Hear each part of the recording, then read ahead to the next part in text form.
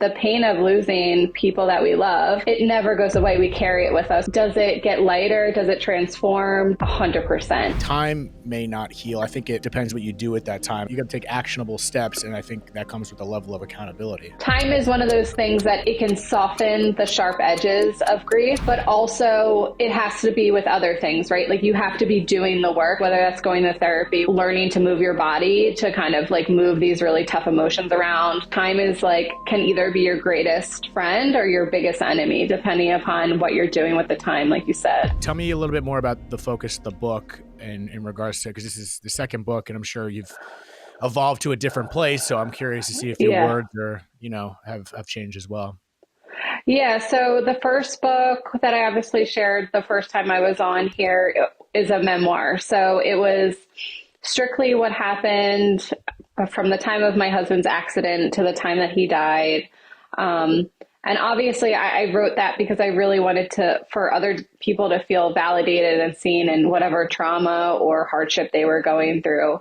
But my second book is really, it takes it a lot further. So not only is it through the lens of events that happened after Ryan died and my grief process, which I share, but it really gives tangible and practical knowledge and tips of how someone can move themselves through the grief process and be able to feel not so heavy after a life-altering loss, because it's not just for widows, it's really for anyone that is grieving or going through a life adversity. Got it. Okay. So just to clarify, the second one is the steps more or less, or the second one is it's just really focusing on the aftermath?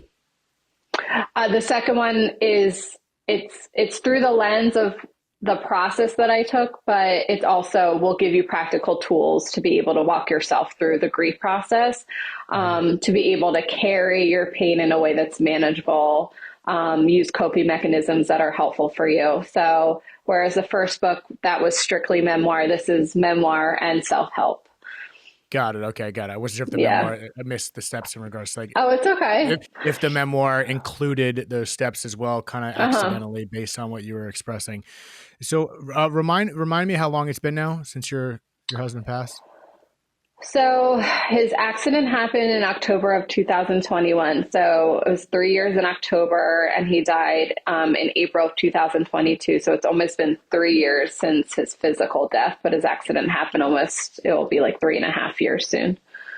Yeah, it's interesting to speak to you as some time passed, because I like these follow-up conversations, if you will, because as people say, grief evolves, and I'm curious to see how the last few years have been for you. And, one thing I saw today that I was actually going to speak on after this. So if you see a social media post talking exactly about what I'm about to ask you, don't ignore it, please, or just hit a like, subscribe, and follow.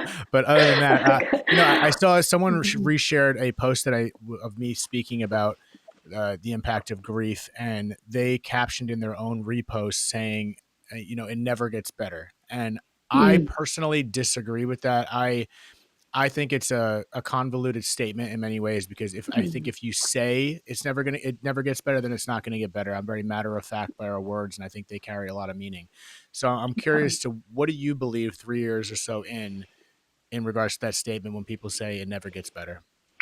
Oh my gosh, I completely agree with you. I had to unfollow a lot of people in like the widow space and the grief space that say that, because first of all, if one person where that experience has gotten better for them, it's possible for everyone that is going through the grief process. And for me, it has gotten so much better. And it's not that it goes away, right? Like, you lost your dad, I lost my husband. The pain of losing people that we love, it never goes away. We carry it with us, which is why my book is called What Must Be Carried. But does it get lighter? Does it transform? Does it transform you? And does your world get bigger around this experience? 100%. But your thoughts are so powerful that if you're telling yourself every day, it's not going to get better, my life sucks, there's no hope for me, what is the point of anything? That's going to be your life, because your thoughts dictate your actions, and then your actions dictate your life. And that's it. Like 100%. 150%. I totally agree. And I feel for people that say that, because I do with a a heavy heart because of where they may be currently. So I am reading some of these comments that do say, it never gets better. And I don't know if they are maybe just a couple months, a year, like early in their grief. And that's totally understandable. I understand that as well. It's just that, Mm-hmm. but even maybe due to my experience, and you can speak on it as well, having gone through it, even when it happens now, I know from my Mm-hmm. experience that it does get better. It takes time. You got to go through it, and like Yeah. you said, you carry it with you forever. It doesn't mitigate the loss. Doesn't just because you can even say that life gets better doesn't change the way you felt about that person. I wonder if Right. people attach themselves to this pain because it's a Oh yeah. reminder of what they lost, and they feel like they need to be sad forever in order to quote unquote honor the person they loved. Yeah, I honestly I think that is one of the biggest problems that I find in even my work as like a full-time grief coach when I counsel clients is that the pain of losing someone, that visceral agony that we feel right after we lose somebody we love, we feel like, oh, if I lose that, right, if I start to let go of that visceral pain, I'm going to lose my connection with this person that I love so much. And that's really scary, right? And you don't know that you can connect with them through other emotions and feelings and experiences. So you hold on to the pain instead of trying to let go. And it's not like you let go all at once, right? It's this incremental letting go of the things that are making you struggle and holding you back from living your life fully, and then embracing the things that enable you to live your life fully. And it happens really, really slowly. But the thing is, people are so afraid to let go of that visceral pain because they think they're going to lose their connection, that it keeps them from living. That makes so much sense. Thank you for that. And I totally, I understand that as well, the attachment to that, but just the same way you could attach yourself to this feeling, I feel like that feeling in this case is pain. It's just an X Yeah. variable. You can make that X whatever you want, essentially with some time and some effort. And then it goes back to that when I say time heals all, and people kick back on that as well. And I think it's Mm-hmm. twofold, as I've said a million times, that time may not heal. I think it depends what you do at that time. As I've said a million times, you got to take actionable steps, and I think that comes with a level of accountability. Oh yeah. And I think time is one of those things that it can soften the sharp edges of grief, but also it has to be with other things, right? Like you have to be doing the work. And I know, like, I hate that phrase because it's so overused, but it's like whatever that work is for you, like whether that's going to therapy, whether that's like learning to move your body to kind of like move these really tough emotions around, whether it's learning supportive coping mechanisms versus maladaptive coping mechanisms, like whatever the work is for you. Um, like if you do that over time, that's going to help you, right? So time is like, can either be your greatest friend or your biggest enemy, depending upon what you're doing with the time, like you said. Yeah, and I think I wonder if it's just the word work, because I think 99% of the people in this world hate their job, and then when you use the word work, it's effort, and I think anything that takes effort, anything that's difficult, anything that takes work is hard. So I wonder if people, outside of just hearing it over and over again, of course things get a little overstated. Of course, it's just that's what it is. It takes work, it takes Mm-hmm. effort, it takes doing things that are difficult, which is getting outside of your comfort zone. Because as weird as the pain may be to be synonymous with a comfort zone, it is an odd Mm-hmm. comfort zone because you find not comfort per Yeah. se, but kind of you get stuck in this feeling of pain that becomes a comfort zone, and then getting out of Yeah. that is being uncomfortable, even though you'll be more comfortable in the long term by doing the work. And this isn't Mm-hmm. me. This isn't me saying this. It may come off as a little insensitive, because I feel like I've lived a life of tough love in many ways that has forced me to do the work, but in the best way possible. And I think, we do have to reframe our words a little bit. And when we go back to the beginning of the top of this conversation, when we say certain things, then we're just ingraining that further and further. So it's kind of like that. You maybe want to blend a little of fake it till you make it, or just add a little bit of hope. And I think a key thing that Mm-hmm. you said is you've experienced it. I've experienced it, in a sense of seeing that progress of carrying Mm-hmm. the grief, but also saying it can get better. It goes a long way to attach to those examples of people that have, counteracted that idea that it doesn't get better. Yeah, I mean, you just said a lot of important things there. I mean, number one, it's true that in grief, you get really comfortable feeling that pain. So getting uncomfortable is like doing the things that you know are going to better your mental health, your physical health, your emotional health, but that means getting really uncomfortable. And like I said, there's so much fear involved when you're trying to figure out what life looks like without your person. And there's so much resistance there because why would you want to figure out what life is like without your person? Because that means having to admit reality that this person that you love isn't here. And that is so hard, right? Like even just like going for a walk, like you're admitting to yourself, like, oh, like my person used to go for a walk with me and they're not here right now. Right.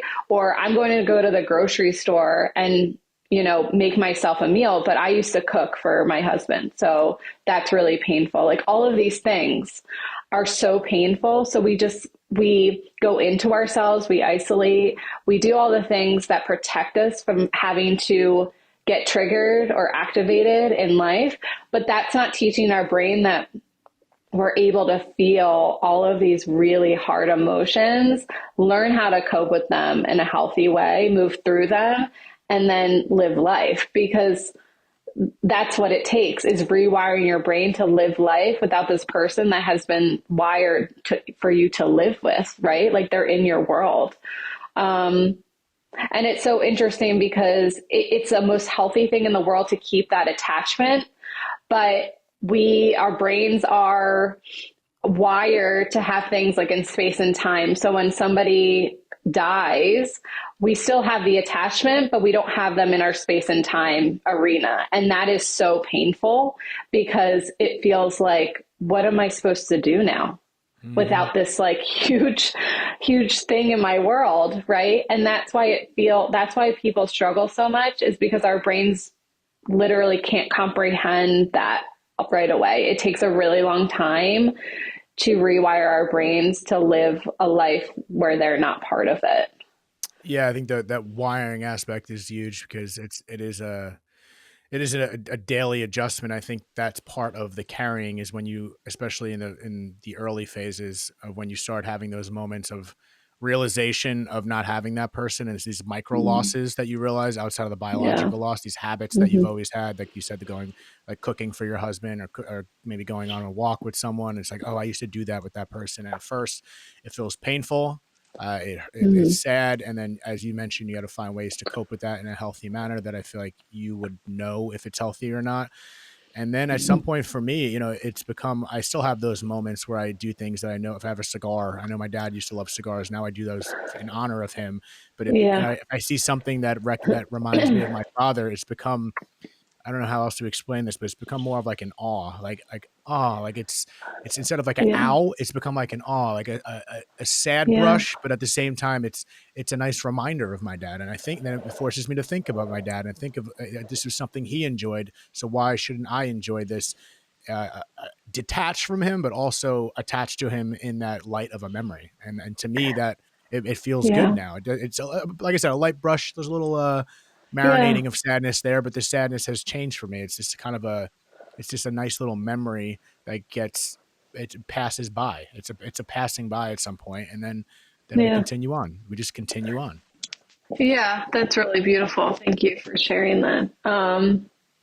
I think you're exactly right. I think that's really the goal in grief, right? It's not, you can't eliminate it. You can't throw it out. You can't burn it. You can't put it on a shelf. Like it's waiting for you to have to deal with.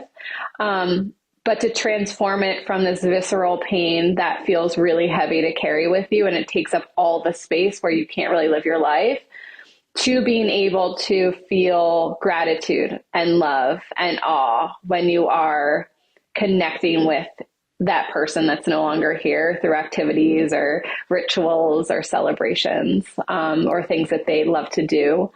That's really the goal, is to take the pain and transform it into gratitude and love.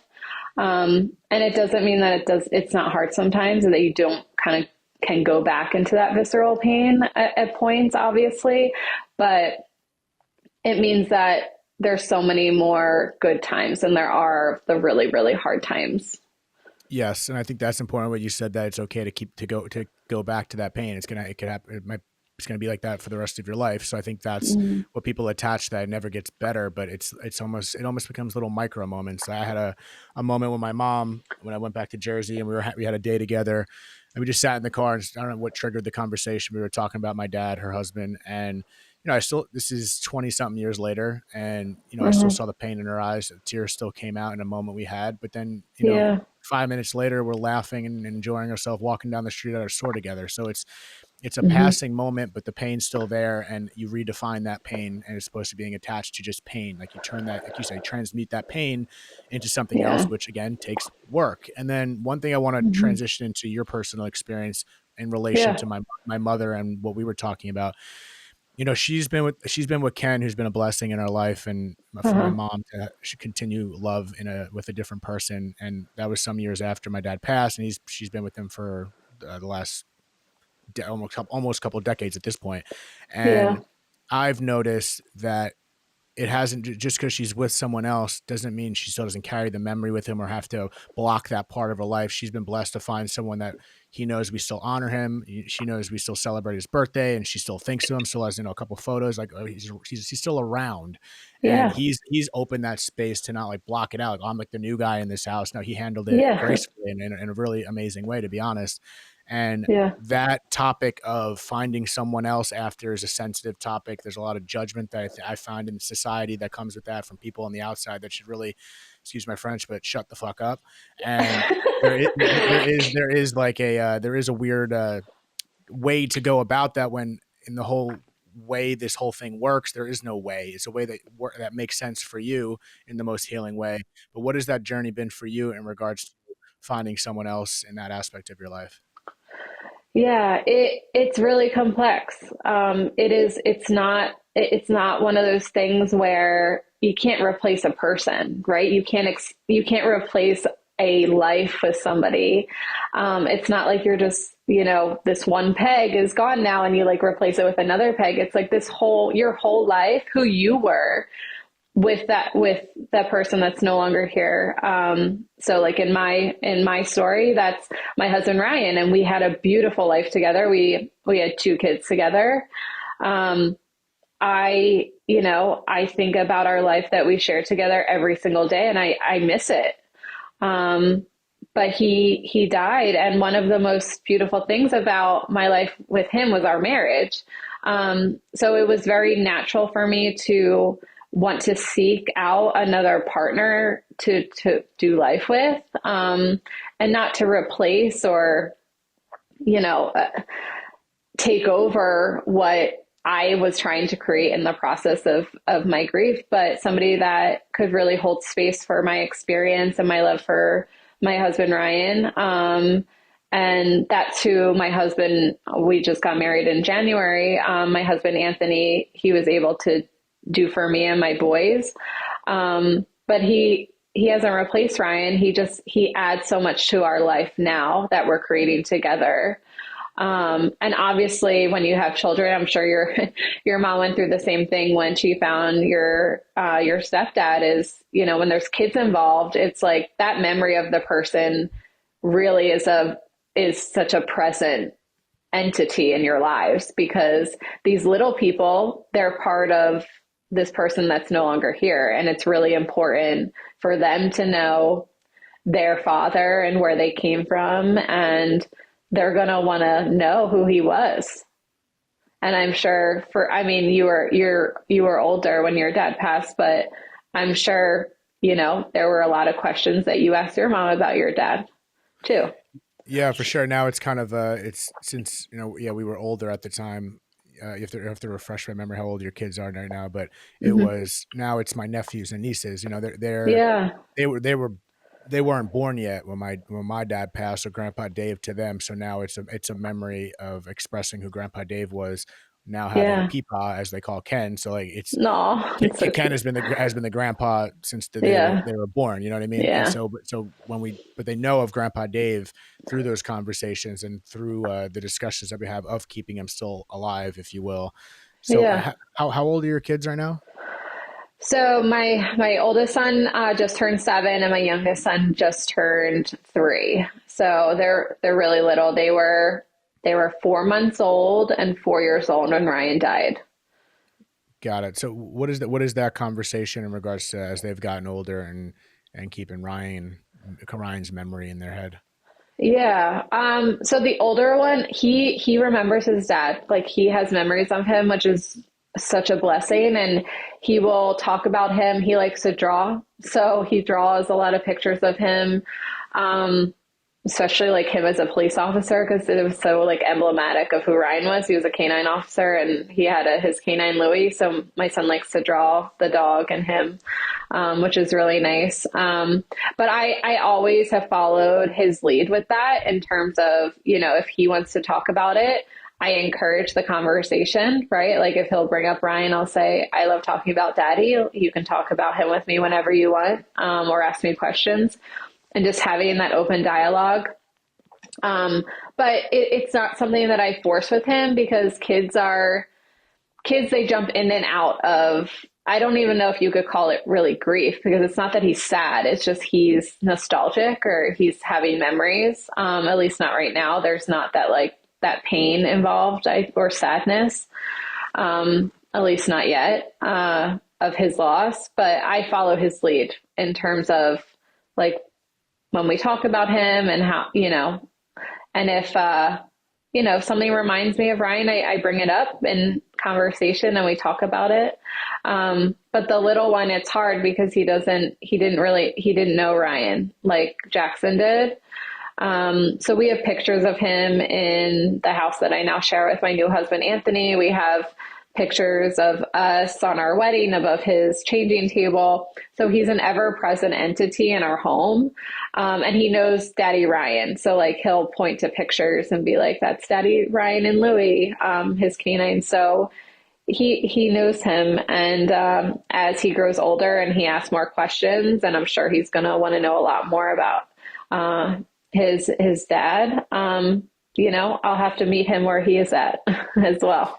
Yeah, I think that's such a wonderful approach. And I'm not a psychiatrist, nor do I have kids, but I've kind of relating to what you said and how my mom handled it. I think, I see that question come up a lot and the uncertainty of how to approach children that have lost someone in their life or their parent or whoever it may be, and they don't know what to say, don't know what to do. Which, yeah, it's hard. I can't give you the proper words. It's your child. I think you got to trust Yeah. yourself, but at the same time, it's not. I think it's just not shutting down whatever they're feeling and not avoiding anything and kind of keeping the door open and not in a forceful way of forcing them to talk. I think kids for the most part, not always obviously, but I think kids, you tend to say whatever the hell they want, and so if the time comes where they need to speak, they'll do it.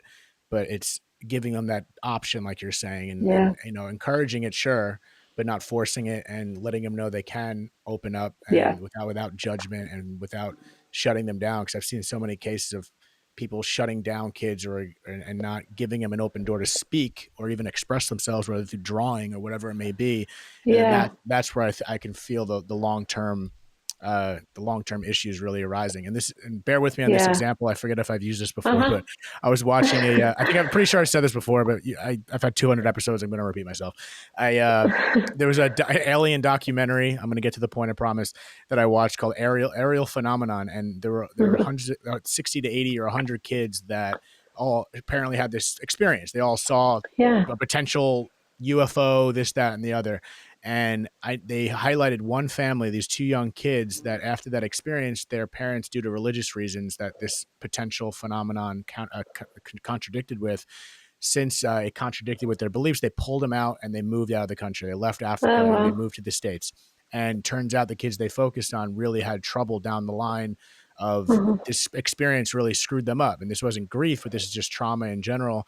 And the way it started unraveling, spoiler alert, it was seemingly that these parents shut them down. They didn't want to Yeah. speak about it. They're like, no, forget this experience. It didn't happen, kind of thing. And let's carry on. So it's a blend of carrying on, Yeah. which is important, but not approaching the situation with open arms in a sense of, no, my child's feeling this.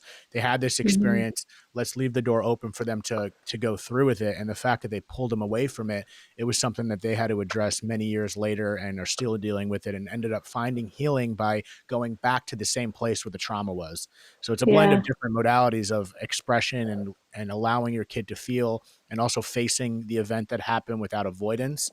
And Yeah. it seems as if those parents in this case were, they made, whether they thought of it or not, it seemed like that was their protective measure for maybe the wrong reasons, but maybe they thought they were protecting their child from shielding them from the event, as Yeah. opposed to exposing them from their event and giving them an outlet to express themselves. Yeah. And I mean, that's so interesting because, as parents, the number one thing we want to do is protect our kids from pain, right? Like, you have a baby and all you want to do is for them not to cry, right? Like Right. it's the worst feeling in the world. But with grief, and especially when you lose a parent, that's something that I can't protect my kids from. Like they're going to have to grieve and they're going to have to feel a lot of pain around that. And that's their journey. And I can't go through that journey with them, and I can't protect them from that pain. All I can do is be a resource for them and be the person to say, like, you can feel what you need to feel, and I can obviously give them tools to channel those feelings in a productive and safe way, but that's all I can do. Absolutely. Yeah. And it relates to me every time I hear my mother and some friends raising their children. Again, coming from a 35-year-old man who lives by himself. So take everything with a grain of salt.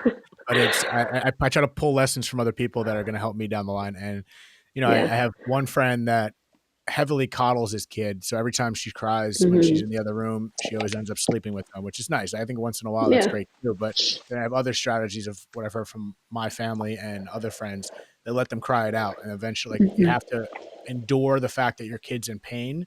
And as Hmm. you said, on their own journey, cry it out in a way, in this aspect of sleeping. And then eventually they stop crying, they go to sleep, and they're not going to need to run to your bedroom every time something bad happens.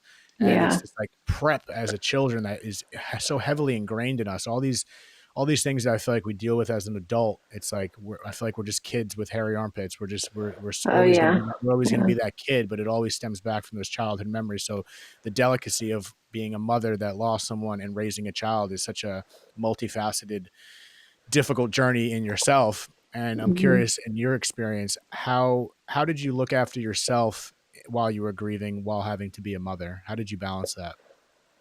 Oh, it's so hard. Honestly, that was probably the hardest part of this whole experience because as a mom, you really have to put your grief aside to be a mother because, I can't be breaking down when I'm trying to like, make them dinner and talk them through tough conversations. Like you really do have to be strong for them and put on a brave face. And it's not to say like I didn't cry in front of them, like they saw me break down and cry, but I had to be mom and I had to like take them to birthday parties and I had to take them to daycare and talk to people and I had to keep, food and it like stocked in the kitchen and feed them. And it was so hard.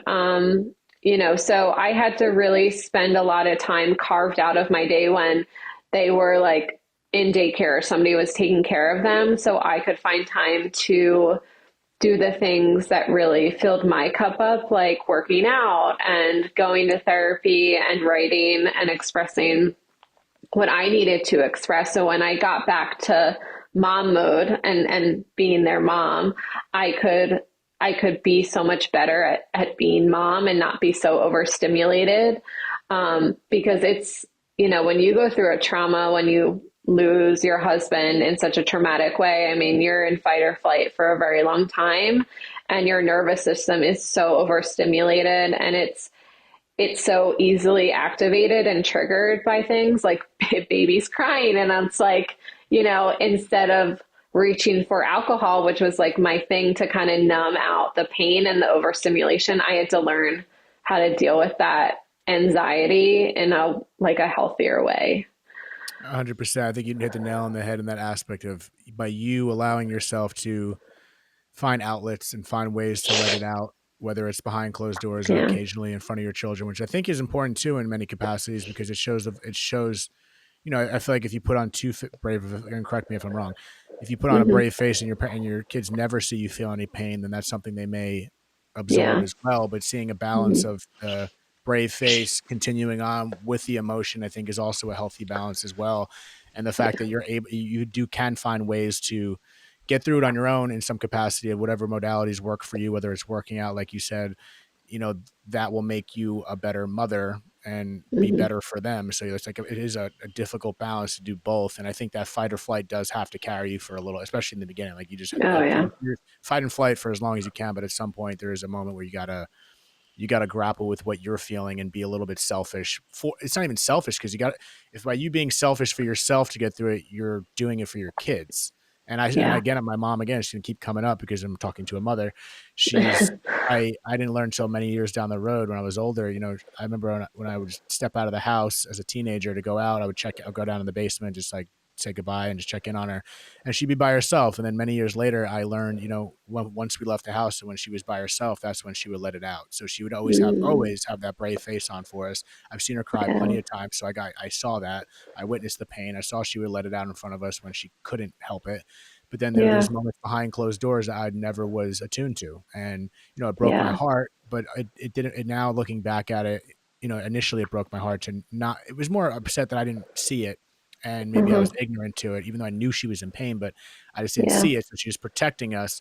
But at the same time, now looking back, I'm like, I'm so happy she did that, because that was part of her Yeah. journey in order to be the mother, the incredible mother that she always was, and essentially continued on. Yeah, I think that's one of the misconceptions about the grief process is like, people want to be like, oh, well, put on a happy face, right? Like smile, like, and they say all the platitudes and they try to spin the situation to something that's not, right? Like they silver line these things. And it's like, no, like this horrible thing happened to you. You should cry. Like this sucks. Like this isn't fair. And I think when you enable yourself to admit that to yourself and like emote in whatever way feels good to you, like whether that's just like a good cry session, um, you're processing so many emotions and you're moving through them. That's like a very healthy way to cope, Yeah, you know. 100%. I think that healthy way to cope is, people ask or mention all the time, I don't know if I'm doing this right.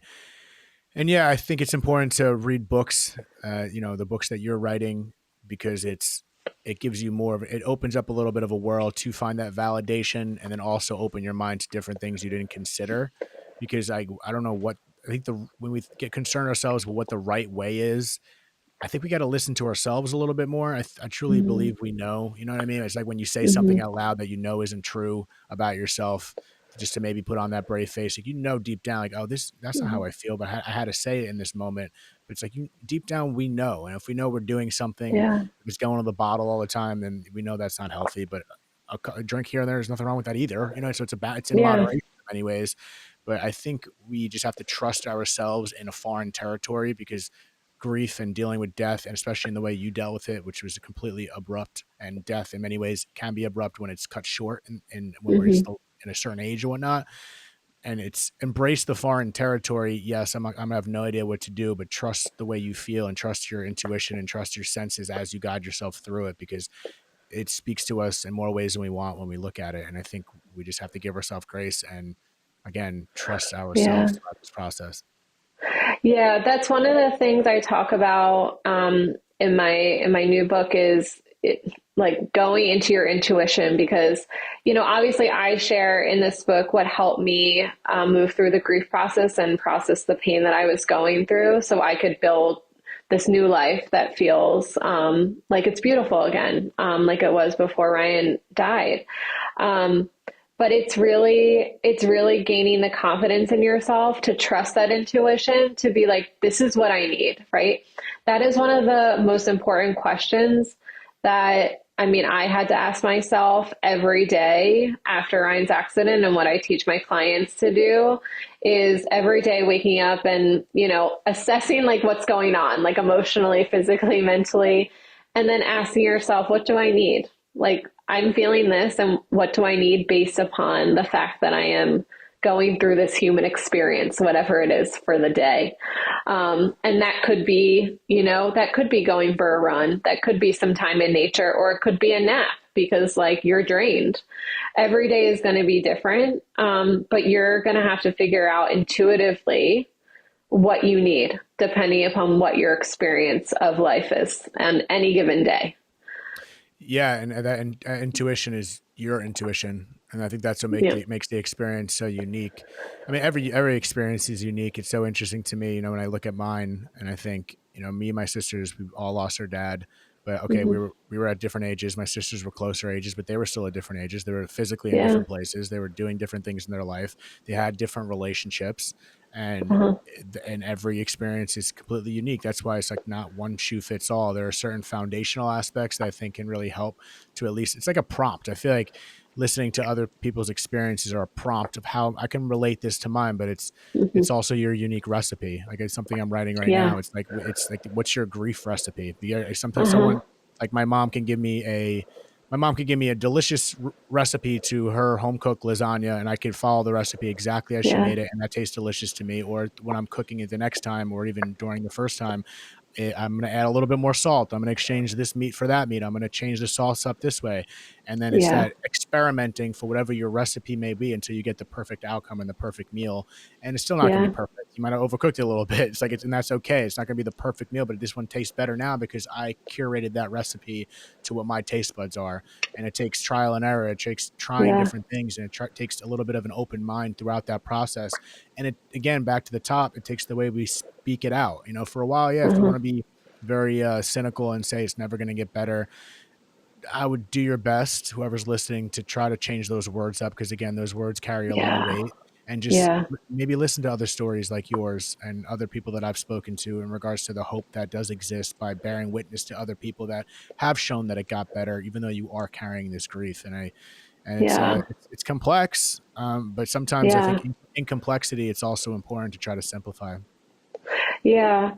And I just think back, I did feel hopeless. Like there was a time where I really did feel hopeless and I felt so lost. And, those thoughts in my head were like, I don't know how I'm going to be happy again. Right. Like I didn't say, I don't think I'm ever going to be happy again. Because I didn't really know that, but I didn't know how that was going to happen. But honestly, like our thoughts are liars, right? Like grief can be a liar. And, what I really emphasize is, instead of succumbing to every thought you have that's going to come and go, right? Like our thoughts are just ebb and flows. You have to pick intentional actions that prove to yourself and your brain that's rewiring itself that life is meaningful and like these things do matter. And that even though maybe you do feel helpless right now, and that's okay to say that to yourself. What am I going to do today to prove that my life has meaning and that I'm going to cultivate a hope that I maybe don't feel right now, but I'm still going to do these actions that are hopeful, right? Like what are those things? 100%. And that's the key thing. That's when I feel like it makes most sense to say certain things that, maybe it won't get better because you're in a place where you just can't see it yet. And you're in a Yeah. place that it's today, it's this moment, which is the most important moment. But things tend to reveal themselves a little later. And, that's just part of the journey. And I totally understand when people are in moments outside of grief or whatever you may be going through, like this is so detrimental in this time that it just seems as if this is it. But I mean, tomorrow, the Mm-hmm. sun's going to rise tomorrow. We think, I would hope so. Not always either, because this might be our last day. But at the same time, it's like when you're so deep into a shitty situation, it just, as of now, it seems like, oh, there's no way out of this. But it's also Yeah. letting go of how I'm going to figure it out sometimes, and just trust that it will be. And I think that goes back again to latching on to other people that have gone through it themselves. And I think that's where the inspiration can come from as well. Yeah.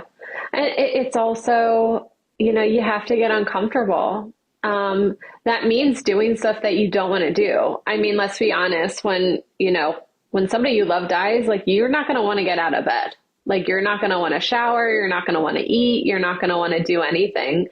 But you're not going to find any answers in your bed, right? You're not going to find any answers in beer or wine, like or like whatever you do to cope or numb out, like those aren't where the answers are. The answers are always in getting uncomfortable and doing the things that are hard, but that in your heart, like they're going to get you somewhere supportive and work through your healing in that way. I think the problem is it's not that people are hopeless. It's like they just don't know what to do to help themselves. Yeah, and that's the $1 million question, and that's the $1 million question I think we have to answer within ourselves. But again, it takes motion, like you said. It's not going to take sitting in your bed, miserable in that. Sometimes you got to stay there, though. I get that. Like sometimes that is part of it, is being miserable, Yeah. and that's kind of parlayed with the idea of allowing yourself to feel whatever you feel. So yeah, Yeah. I'm not saying sit in bed and, well, if you are going to sit in bed, then I would suggest, without any doctor recommendation, maybe eat an eighth of mushrooms. That might help if you're lying in bed. But outside of that, just in sadness, I'm not sure what you're going to find. But maybe that works Yeah. too, because sometimes I've found my answer is just sitting and feeling the pain, and it wasn't actionable steps, but it was actionable in my process of trying to work it out in my head by sitting in the pain Yeah. and like in discovering those feelings, and not going too deep with the feelings, but allow the feelings to be feelings and just understand whatever it is I'm feeling, whatever it is I am feeling, it's okay too. It might be Yeah. anger, it might be guilt, might be this or that, but it's okay. Let's just sit there for a second. Let's just literally sit in that for a second and see what happens next. It's kind of an exploratory seeking mindset where it's this, I don't know what's going to happen next. I don't know what I'm going to Yeah. do. And it's embracing the unknown, because the unknown could be so scary, and Yeah. everything, your whole world is rocked. All your habits, all your routines, everything we've been so used to and wired, as you said, has just been completely cut short. And so Yeah. it's naturally going to be a massive adjustment. And I think we just have Uh-huh. to embrace that it's going to be adjustment in either direction, or the many directions it can go. But at some point you can curate which direction it's going to go. And it's partially a choice. Yeah. And I mean, that if anyone gets anything out of my new book, it's you have so much more control than you think you do over your life, right? Because grief, and when you lose somebody, often in like a sudden manner, right? Like I did, we feel like life is completely out of our control, right? We feel like what's the point, because we're all just going to die anyway, and I don't have a control over all of this stuff that has happened to me. I'm a good person, but this horrible thing happened, so what's the point? But you do have so much more control than you believe, especially right after you lose somebody. So being able to focus on those things that you do have control over versus things that you don't, that empowers you to find that confidence in yourself to take control of your life. I'm not one of those people in grief. Like there are definitely people in grief that they're so gentle. And like, I'm like a good combination of like a gentle guide and also like, I'm going to push you because this is a war, right? Same. Yeah, Like, 100%. because how I describe the feeling of having to get up, like after my husband's accident, after he died, and have to mother my children and like do all these things, like that was going to war with myself every day. Like it was like going to battle every single day. And that's what it takes to crawl yourself out of this really dark place. And if you don't have grit, and if you aren't fighting for that, you aren't going to get there. I couldn't agree more. There is that warrior mentality, and that's definitely something that's been instilled in my family. It's a fight, and Yeah. you got to roll up your sleeves once in a while, and there's a perfect balance of. That's where I kind of mentioned that tough love that I experienced. It's that battle of, yeah, grace. It's important too, because you can't have your foot on the gas the entire time, but Mm-hmm. sometimes, yeah, you kind of got to clench your fists and throw some hands once in a while, because Yeah. that if life's going to throw something at you, you got to throw right back. And in regards to the control that, the feeling of lack of control, there's one of my favorite Pearl Jam songs it's called I Am Mine. And the specific Mm-hmm. quote goes, I know that I'm born, and I know that I'll die, and the in between is mine. And that in Yeah. between is the one thing we can't control in many aspects. There's happenings that we can't within that dash, if you will, but Mm-hmm. but the born, the death, out of our control. There's certain happenings in life, but everything in Yeah. between, we have more curation and more grasp in our hand to control Yeah. our responses and the things that we do. It's not complete control, but we can kind of guide the needle in one direction with a little bit of grit, a little bit of grace, and a little bit of decision. Yeah. Yeah. It's, that's right. It's finding a balance between the grit and the grace. Like that's, I mean, that's a perfect way to put it.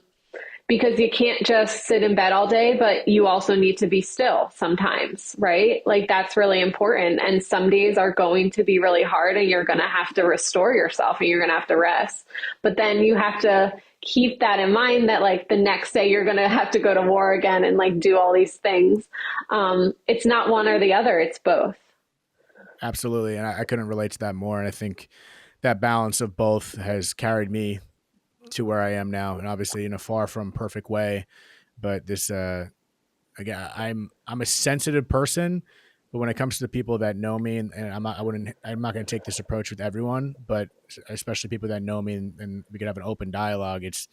I'm definitely giving them a little smack on the ass at some point. You know, it's as we said, it's a balance. If I feel like Yeah. it's not the right time to give them a smack on the ass, but at some point, it's a little bit of we got to get up. You Uh-huh. keep going. And some people might come back that why do I gotta? Why do I gotta? Well, that's on you. You gotta find that. But to me, in my position of life, there's so much more to experience. I think we're here to experience. I think we're here to learn. We're here to go through some shit. But there is a competitive nature in the way that I handle things, not to win against anyone else, but if anything, is to win with myself. And I think that balance of fighting is a tremendous aspect of that. But is there any? I'm curious. You know, if there's anything else you want to add that maybe you didn't get off your chest, feel free. But how are you feeling? You know, I believe you said 3.5 years or so into Yeah. your experience. How are you today? I would say that I found peace, which, you know, that is something I didn't have in the beginning, is like everything felt so so disordered, right? Like it's so chaotic. And all I wanted back was that feeling of peace and contentment. And it's not about being happy every day. I'm not happy every day. I don't think anyone's happy Hell every no. day, Hell no. right? And I think that's one of the things that people can't, they have trouble wrapping their head around, is the goal in life isn't to be happy all the time. And when you lose somebody, you realize, you know, you're not going to be happy all the time. It's going to be a fight every day for that happiness and for that joy. But the question is, how do you find meaning every day, right? Like, how do you find intention every day? Those things are accessible whether you're having a bad day or a good day. So my focus is always on, you know, maybe today's a bad day, but where can I still find meaning today? And I can always find meaning. Absolutely. Yeah. I feel like that happiness isn't perpetual, but contentment and peace can be. I mean, even before Yeah. this, I was making a quick little breakfast. I don't know. I felt weird this morning. Like, you know, things, I'm fine. I'm blessed. But at the same time, I just felt like overwhelmed. I felt like a little bit of anxiety while I was cooking friggin' eggs and whatever I was making next to it. I literally, as it was Yeah. cooking, I like leaned on my counter. I just closed my eyes, leaned into it, and just like Yeah. took a really deep breath, collected myself, and went back to cooking the eggs. And I'm like, all right, I'm good. It's just like this. You do have to take a moment to take that breath once in a while, but it's not every day is a different battle in many ways, and that's all right. I think Yeah. we lean into this idea of, again, there's so many people that are going through so much worse shit and have so many disadvantages compared to my puny little life, what I can compare to. So I'm not even saying anything I go to is anything close to what other people are going to, because I've seen so much worse from my lens. But at the same Yeah. time, it's, you know, it's a fight, and that's all right. That's part of this life, is this fight. And I think we always say, oh, this is unfair, that's unfair, and it is unfair in many ways because the scales are uneven in regards to what's fair and unfair to certain people. But part of this whole weird thing on this little marble we're floating on is, I think it's unfair for everyone in different ways. So the fact that it's unfair for everyone makes it fair for everyone, because it's unfair for Yeah. everyone. So it's like this life may Yeah. feel unfair, but who are we to say that it's supposed to be fair? We don't know any, we don't Uh-huh. even, I'm not even sure we can even lean onto that as a confirmation that it's supposed, like, we just assume, oh, life's supposed to be fair. Yeah. I don't know if, I don't think it is. I think this is just part of the roller coaster we're on. So we just accept that we're all going through our shit. Uh, and, Yeah. and other people may seemingly have it better, but chances are, even if they have $1 billion, they might not have it better. We don't even know what everyone else is going through. So I think we're all fighting our battles. we all have to look at it as a battle once in a while. Then occasionally when the shots are stopping, you got to sit on the side and relax for a second. So it's this weird world we don't have answers to. Embrace not having answers. And I ask that everyone continues on.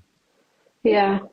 And that's exactly right. I mean, life is really unfair. I can't say life is fair. I mean, he was 35 years old and I have 2 little kids that will never get to grow up with him. Like, there's nothing fair about that.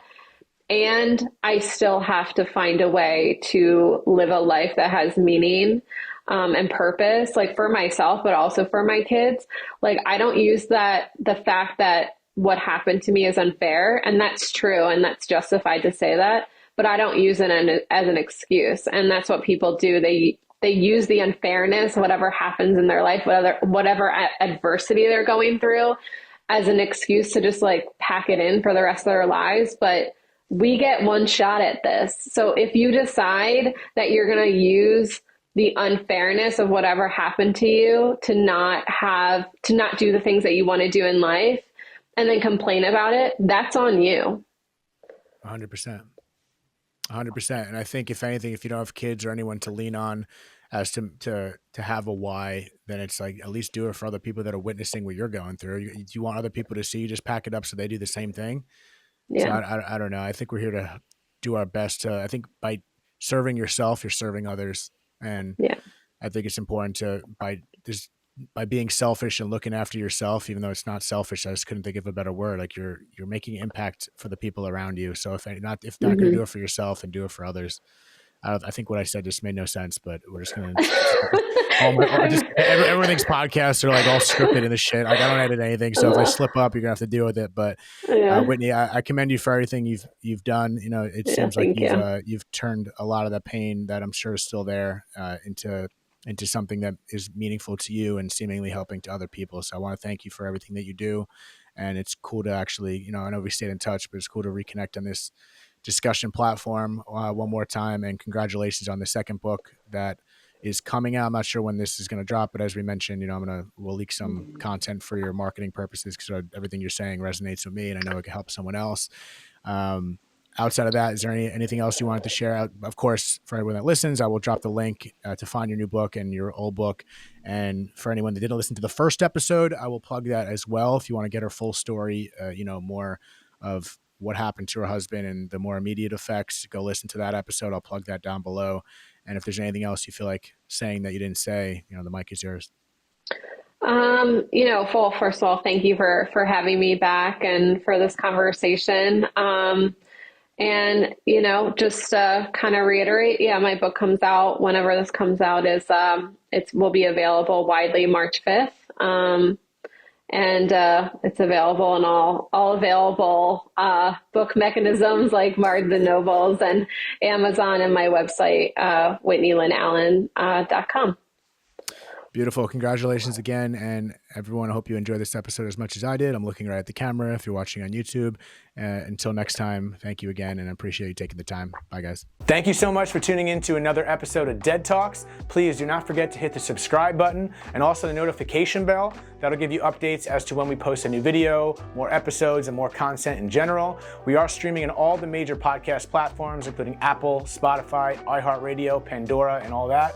And also find us on Instagram at Dead Talks Podcast or www.deadtalks.net. Thank you so much.